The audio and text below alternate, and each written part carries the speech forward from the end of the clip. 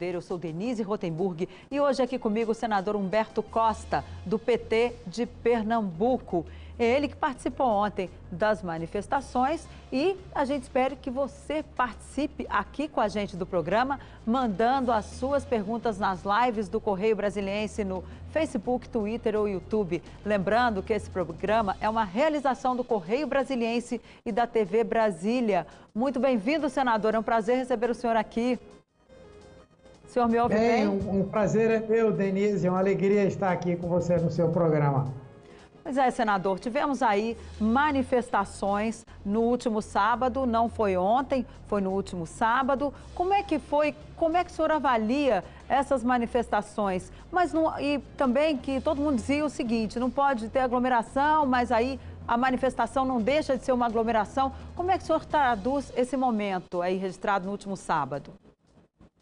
Bem, primeiro eu não participei das mobilizações, né, pelas razões, inclusive, que você elencou aí. Eu entendo perfeitamente o sentimento que uma grande parte da população brasileira está vivendo hoje. O presidente da República permanentemente debocha da situação que nós estamos vivendo, tenta vender a ideia de que tem amplo apoio popular. E eu acho que isso fez com que as pessoas organizassem essa manifestação quase que como um desabafo. Politicamente foi muito forte, é inegável, algumas das mobilizações tiveram uma gigantesca repercussão, como a de São Paulo. Agora, a minha expectativa, como profissional de saúde, como integrante da CPI, é que nós possamos parar por aí. Por quê? Nós estamos iniciando agora a terceira onda da Covid no Brasil. E ela começa no momento em que nós já temos um número gigantesco de pessoas acometidas pela doença, um número enorme de pessoas mortas e uma situação já de pré-colapso do sistema de saúde. Boa parte dos leitos de UTIs no Brasil inteiro estão ocupados e as filas são grandes. Então, se nós agora iniciarmos um processo de disputa política para ver quem bota mais gente na rua, eu tenho medo de que nós cheguemos aí ao final do mês de agosto, quando acabar o inverno, com uma quantidade de pessoas mortas muito maior do que a que nós estamos vendo nesse momento. A previsão, inclusive, do Instituto de Métrica da Universidade de Washington, que acompanha as ações do enfrentamento à pandemia junto à Casa Branca, é de que nós poderemos ter 750 mil vidas perdidas até o final de agosto. Então, por mais que o nosso desejo seja de ir para a rua, protestar, denunciar Bolsonaro, mas eu tenho receio que isso tenha uma repercussão muito negativa em termos de saúde pública. 750 mil, o senhor falou, até final de agosto ou até o final do ano? Não é um número muito alto, senador? Mesmo para chegar ao final do ano?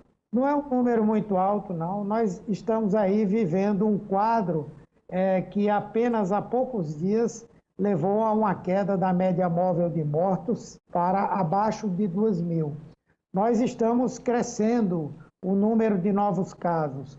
O número de novos casos, ele é seguido, né, num espaço mais ou menos de 15 dias, de um aumento também do número de mortes, né? E isso significa que se nós voltarmos a uma média de 2.000 mortes por dia, com certeza nós vamos chegar ali no final de agosto, começo de setembro, com um significativo número que pode chegar a essas 750 mil mortes, né? Até meados de maio, nós já vamos ter 500 mil, com toda certeza, talvez até antes de meados de maio. Meados de junho. Metade de maio, junho, metade de junho, agosto, como um todo, e sem dúvida há essa possibilidade, sim. Agora, senador, voltando às manifestações um pouquinho, em Recife nós tivemos uma violência muito grande ali por parte da polícia, houve ali uma guerra ali entre polícia e manifestantes. Como é que o senhor avalia aquela situação? Bem, é bom dizer que não houve uma guerra entre manifestantes e polícia, houve uma iniciativa da polícia em atacar os manifestantes, né?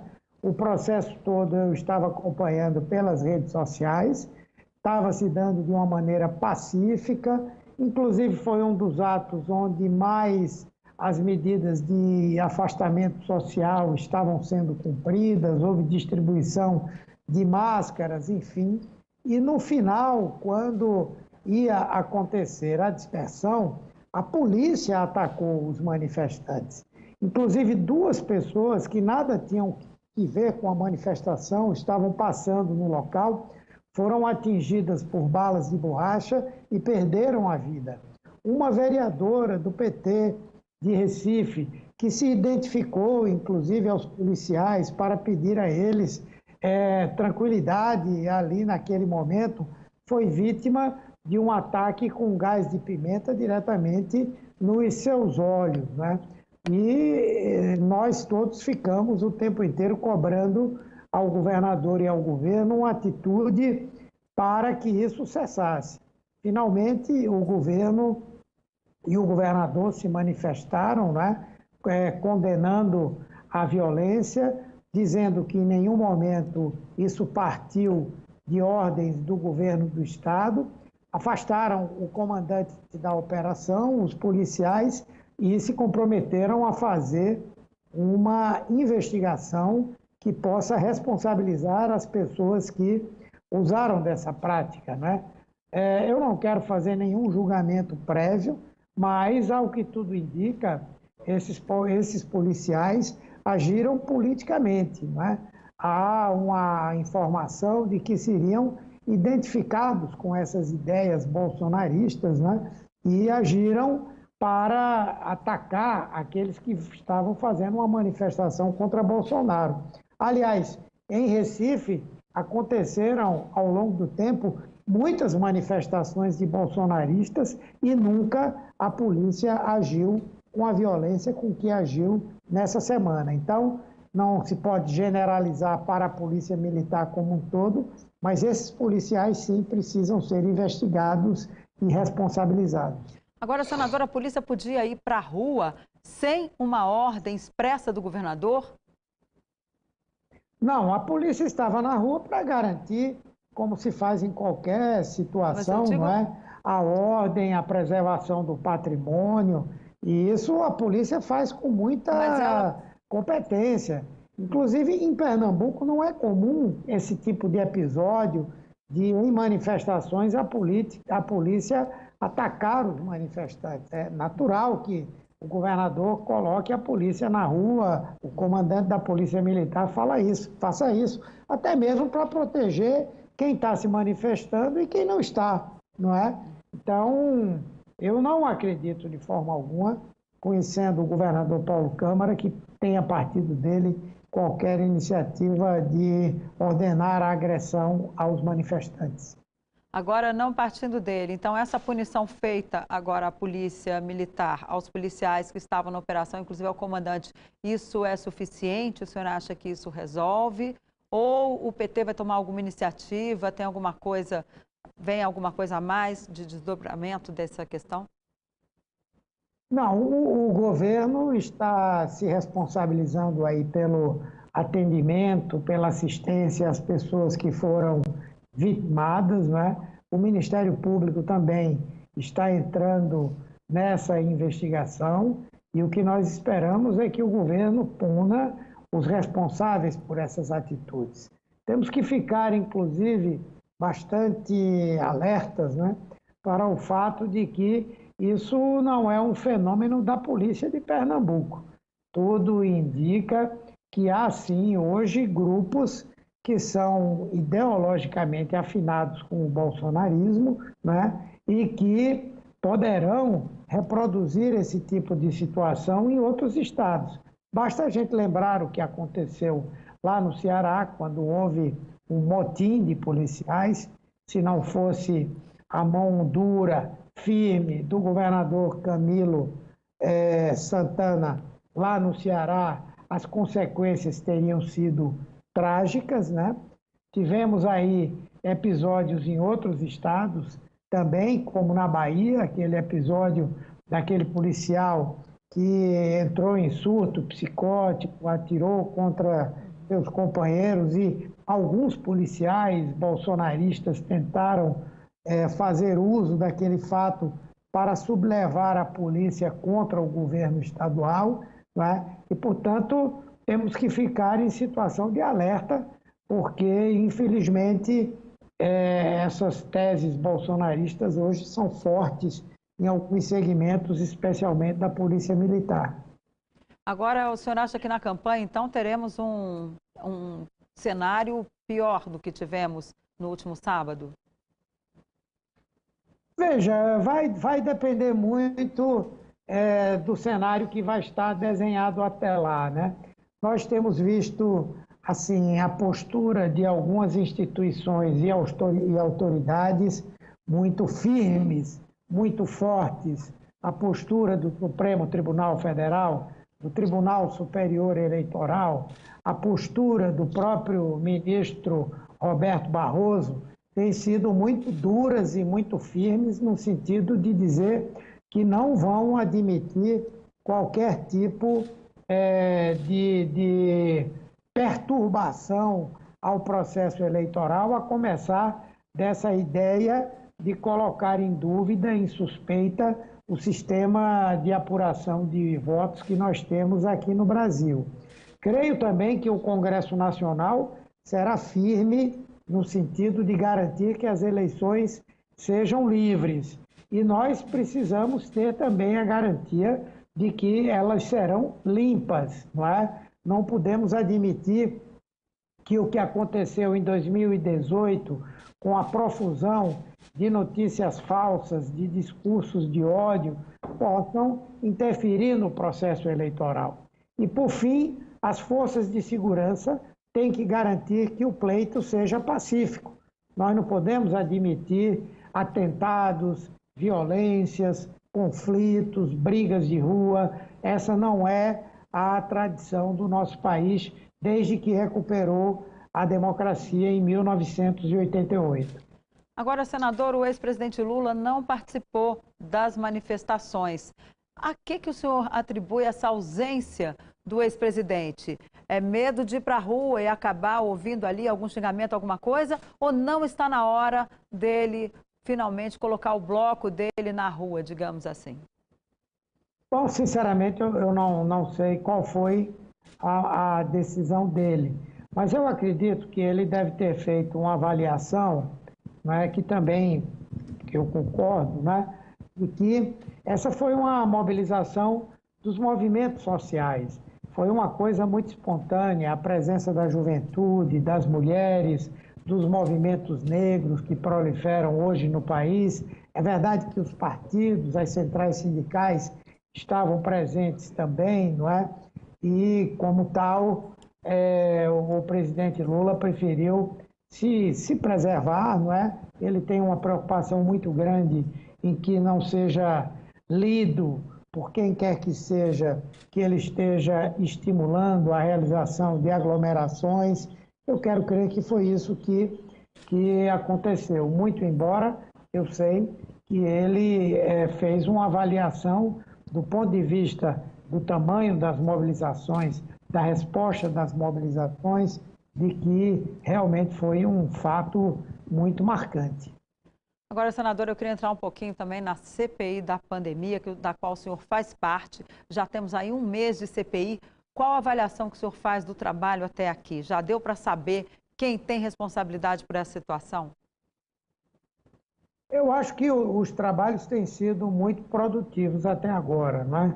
Você sabe que nós estamos convencidos daquela hipótese levantada pelo Conectas, pelos pesquisadores da Universidade de São Paulo, de que o governo adotou como estratégia para o enfrentamento à Covid-19 a chamada tese da imunidade de rebanho, ou seja, permitir que o vírus seja disseminado, que a doença se alastre, que 70% da população seja acometido por essa doença e com isso se desenvolva uma imunidade natural que faria com que o vírus deixasse de se propagar, não é? Sendo que essa tese, não é? Essa hipótese, ela é, na minha opinião, francamente, flagrantemente criminosa, porque assim o presidente teria assumido o risco, né, de provocar um grande dano à população, como realmente provocou. E eu acredito que até agora as manifestações que aconteceram dos depoentes, e pelas informações que temos recolhido, isso tem se tratado. Acho que essa hipótese está em vias de ser comprovada.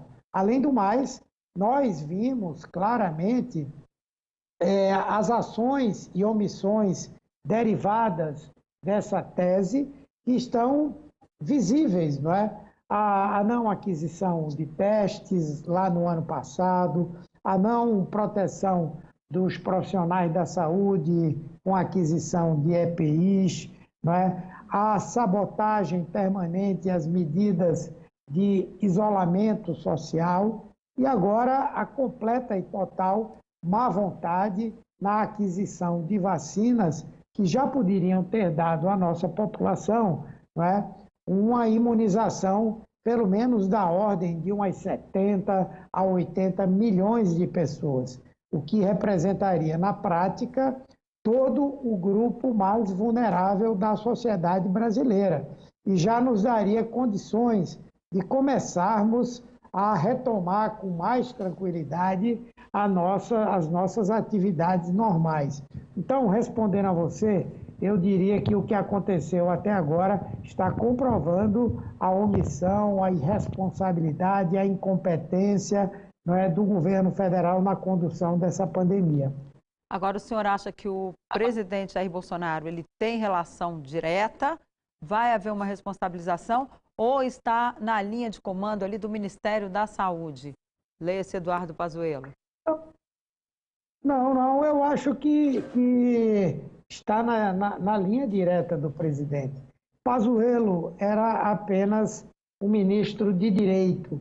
O ministro, de fato, era o presidente da República. Pazuello era um preposto de Bolsonaro. E tudo que ele fez amando, sob orientação e em concordância com Bolsonaro. Tanto que eu disse naquele dia que o Pazuello estava na CPI, que quem deveria estar sentado ali era Bolsonaro, não é? Mas Pazuello passou 10 meses como ministro, o mais longevo dos ministros da saúde do governo Bolsonaro, né? Porque seguiu à risca todos os desejos, todos os caprichos, as vontades e as orientações de Bolsonaro. O grande causador dessa tragédia que o Brasil vive hoje chama-se Jair Bolsonaro. Lógico que o Pazuello ele vai ter a sua parcela de responsabilidade e a sua parcela de culpabilização. Porém, o grande responsável por tudo isso, eu não tenho dúvida de que é o presidente Bolsonaro. Ok, nós vamos para um rápido intervalo. O CB Poder volta daqui a pouquinho. Não saia daí, porque ainda temos muitas perguntas aqui para o senador. Inclusive a expectativa para esta semana, com o depoimento de Nise Yamaguchi, a doutora que defende o uso do tratamento precoce e também de medicamentos contra a Covid. Não saia daí, voltamos já.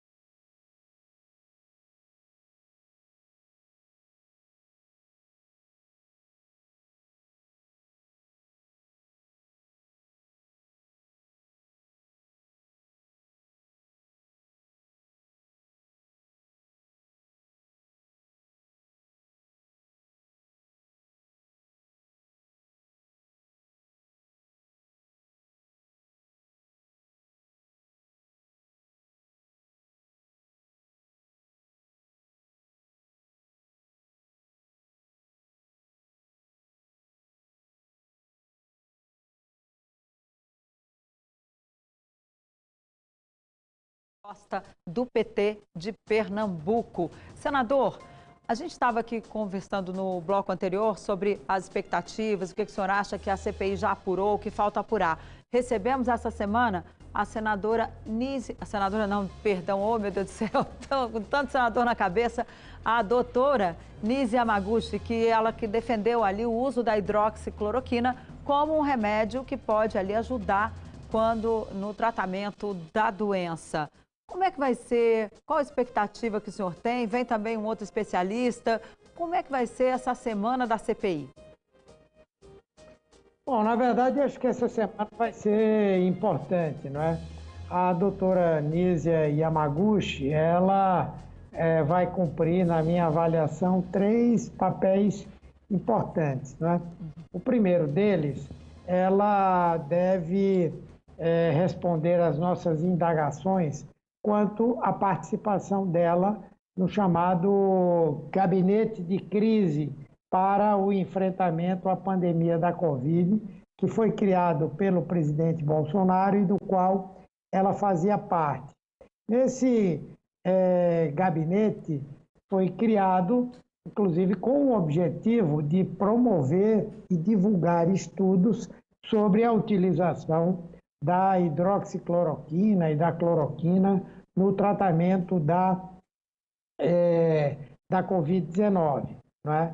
Nós queremos saber, por exemplo, se esse trabalho incluiu essa tentativa de elaborar um decreto presidencial ou uma medida provisória que incluísse a cloroquina como um medicamento que tivesse na sua bula a recomendação do seu uso para a Covid-19. Esse é um caso extremamente grave, porque não se tornou fato, mas a simples intenção de fazer isso, né, representa já um crime grave contra a saúde pública. A outra questão é que se fala de um gabinete paralelo, né, de um gabinete das sombras, que, segundo se conta, ela também faria parte. E esse gabinete seria o grande orientador do presidente Bolsonaro na prática do seu enfrentamento à Covid-19.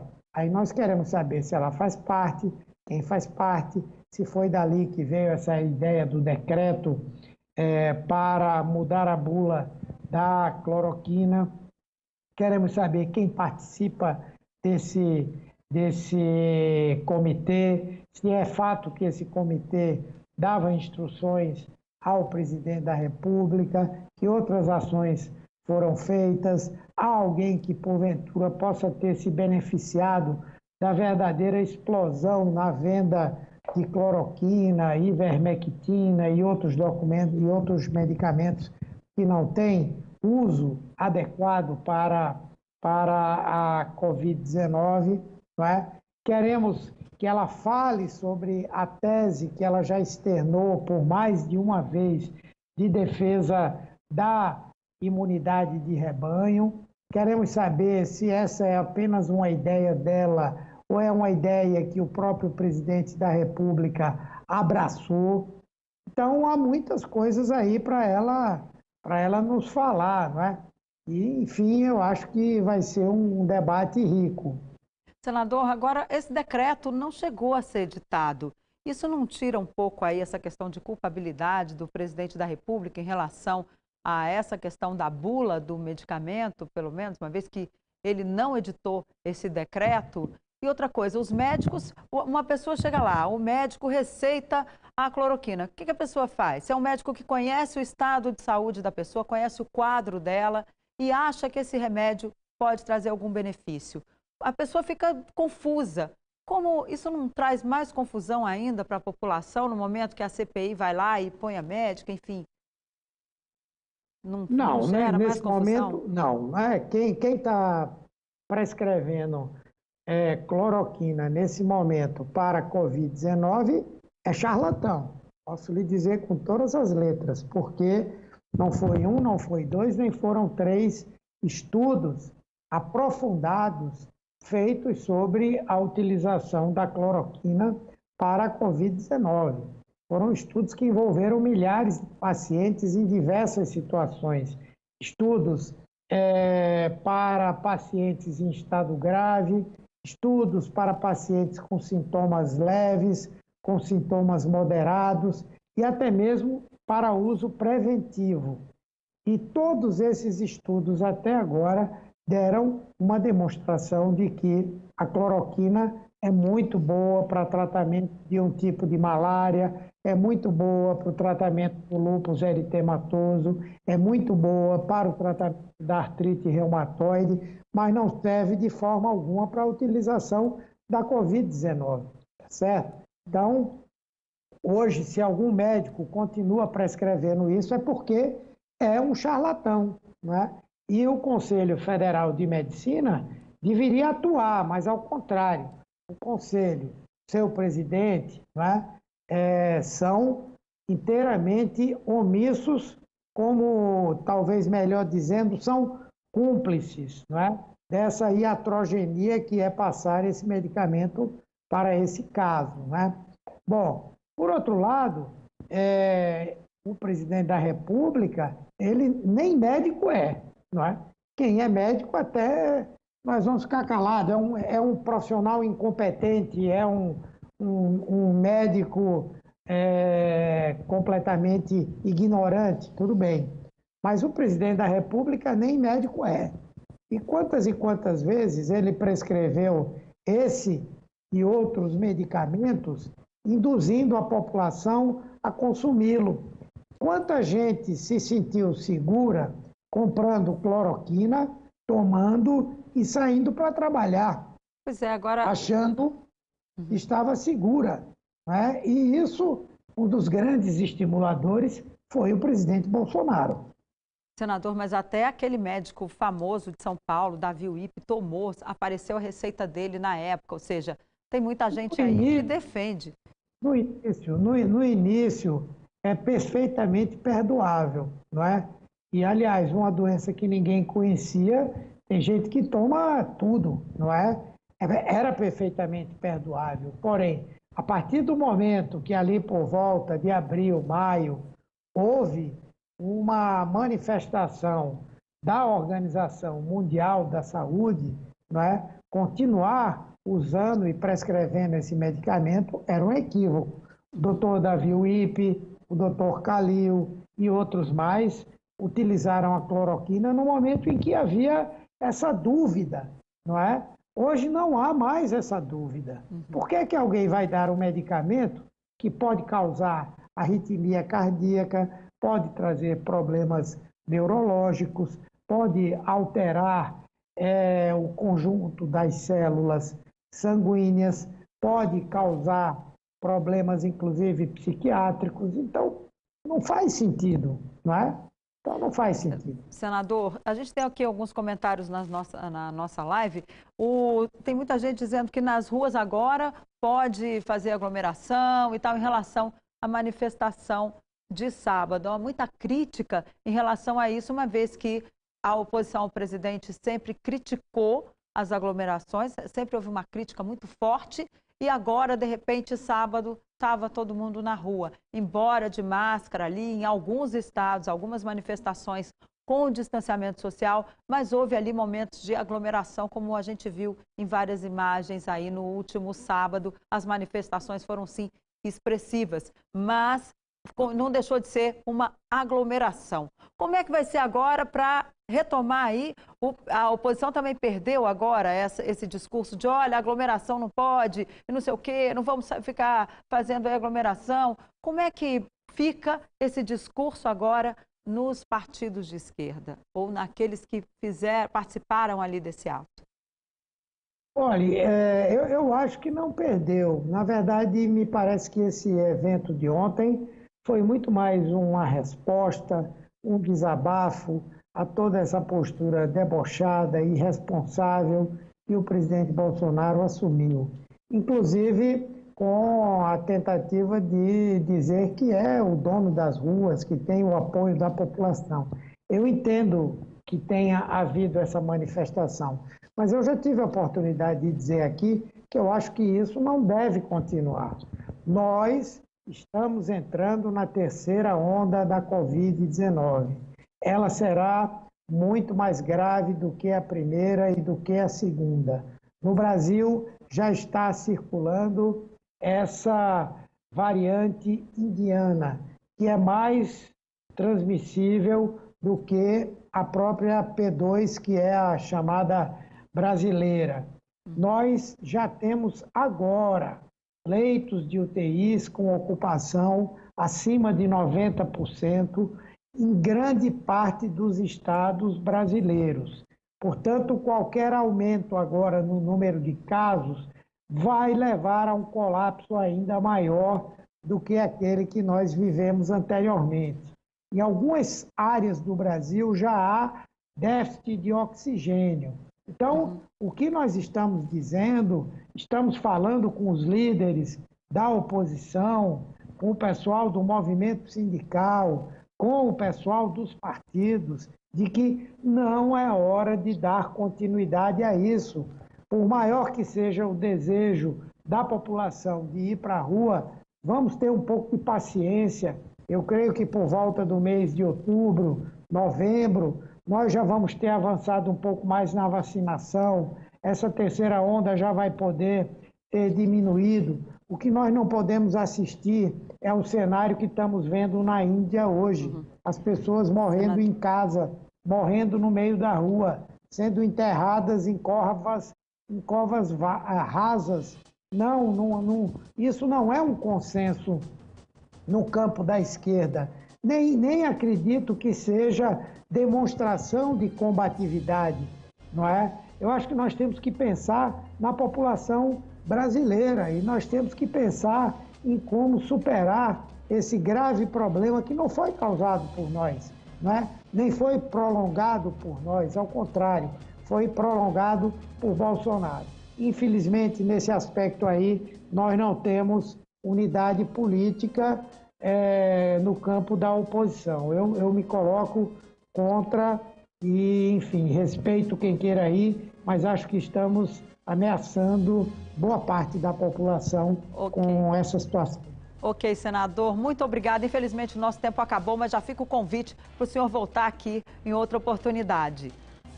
E para você que nos assistiu, o CB Poder fica por aqui. Muito obrigada pela companhia. Até a próxima. Tchau.